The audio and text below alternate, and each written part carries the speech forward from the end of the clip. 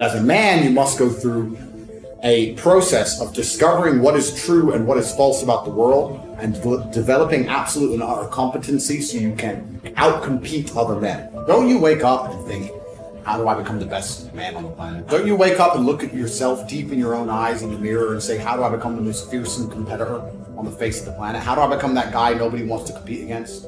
I don't think anything good in life happens by accident. If you find a person who's in fantastic shape and you say to them, how did you get in such good shape?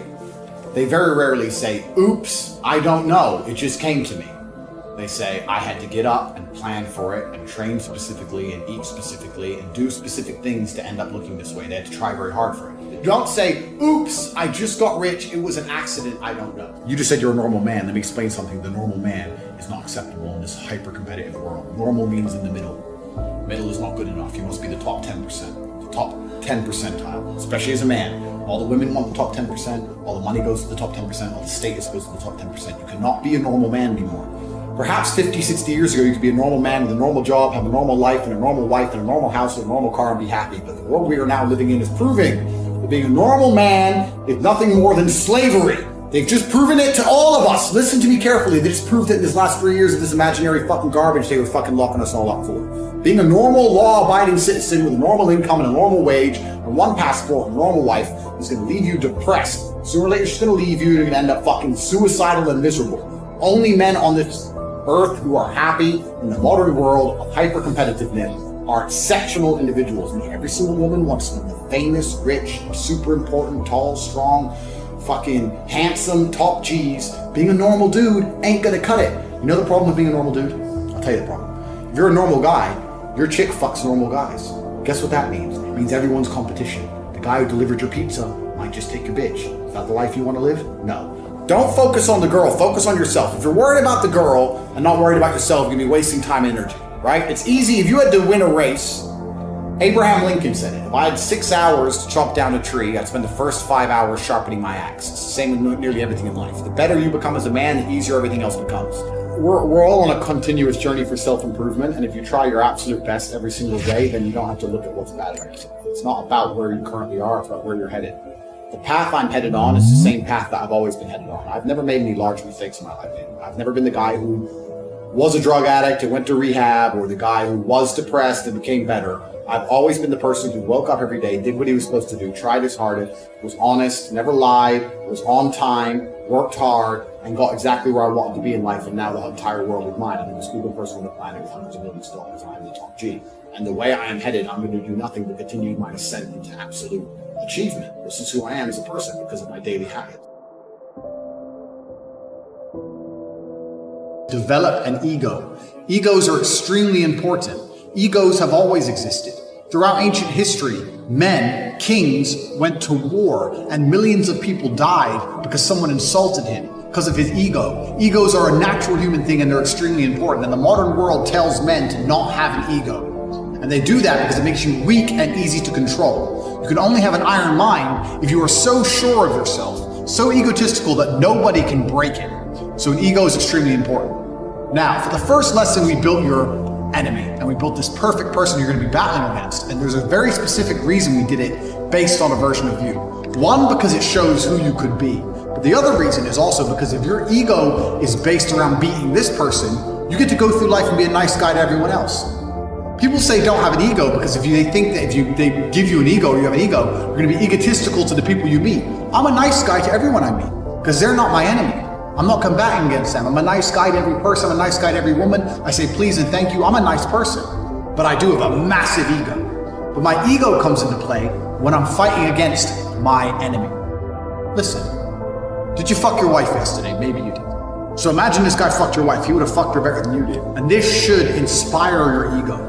The person you're battling against is beating you. And this person is who you could be. That's what's the most annoying thing about it. This person's outlifting you in the gym. They're making more money. They're fucking their wife better. They got more girls. They're rolling around a nicer car. This could be you, but it's not you. Only because you don't have the motivation to do what this individual does. Nothing to do with genetics, nothing to do with luck. This person is you and they're beating you. And this should inspire your ego. Most people's egos work against them, and the way it works against them is they feel entitled. They wake up and they think, oh, I deserve a nice car. I'm a special person. I deserve a nice car. And then when they don't get a nice car, they get disheartened and annoyed. That is not the right way to use the ego. The ego should be used as in, I deserve a nice car, so I'm gonna go fucking get it. That's an ego. So this person who you've built, your enemy, he has a nice car because he has worked harder than you. So he has a nice car and you don't have one. Whose fault is that? There should be no reason, no excuse for you to not do everything that you believe you need to do to be the best person you can be if you've properly created this enemy. You've looked at this list, 25 to 30 points long of everything this guy does. And you should look at that list and think, fuck, this is who I'm competing against. I need to start getting my shit together.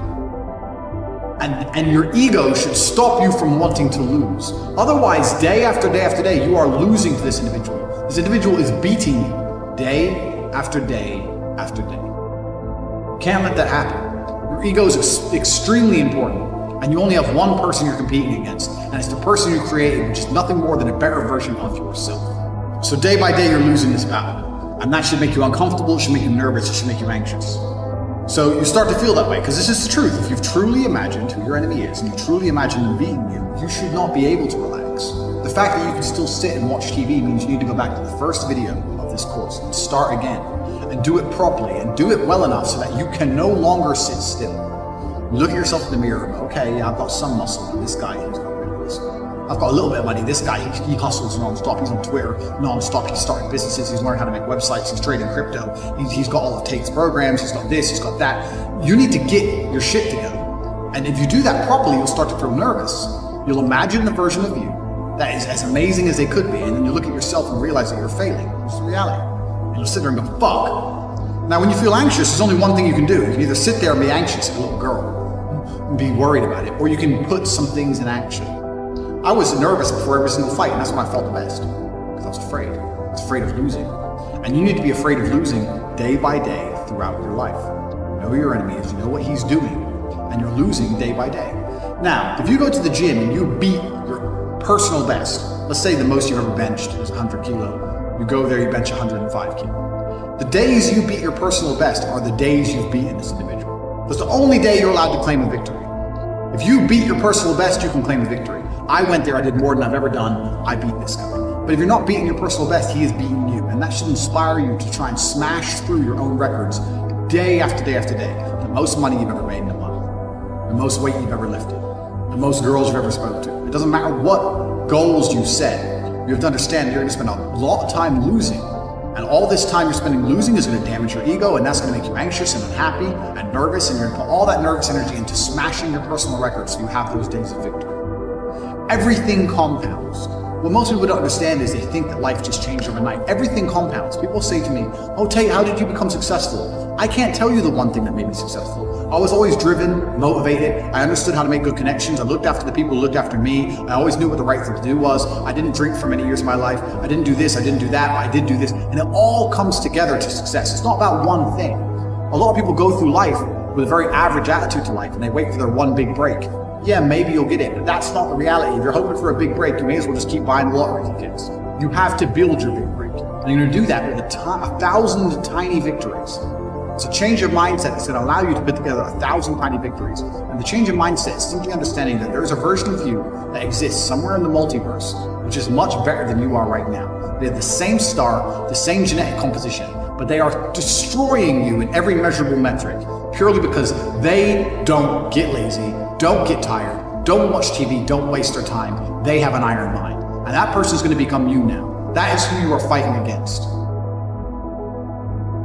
When it comes to life, it's easy to keep winning. You have to keep the momentum up, right? It's hard to get going, but once you get going, you have to keep it up. So just make sure you never lose it. Don't fall off. Don't do anything stupid. It's pretty easy to win if you never lose. I started making a lot of money when I was maybe 27, 28. But my life was always on track, bro. I never had a big mistake. I never had a bad period and had to reform. I never made any large mistakes. I did the right thing every single day, day after day. I knew what I was supposed to do. I think the universe is very giving, and if you're the kind of person who turns up on time and works hard and does what they're supposed to do and is never lazy, then it's always going to give you what you want. I've yet to see somebody who tries their best to get something and genuinely gives it their all and doesn't get it. I've never seen it. So I think you can have anything you want in the world. It's just a matter of whether you truly want it or you want to say you want it. And also, I think a lot of It's player versus player out here in the world. Every dollar you want, every girl you want, every car you want, somebody else wants. And we're fortunate that a lot of people talk about wanting things, and I think a lot of people are brutally lazy. You can outwork 95% of people by just simply working harder than them. You'll have anything. You have anything.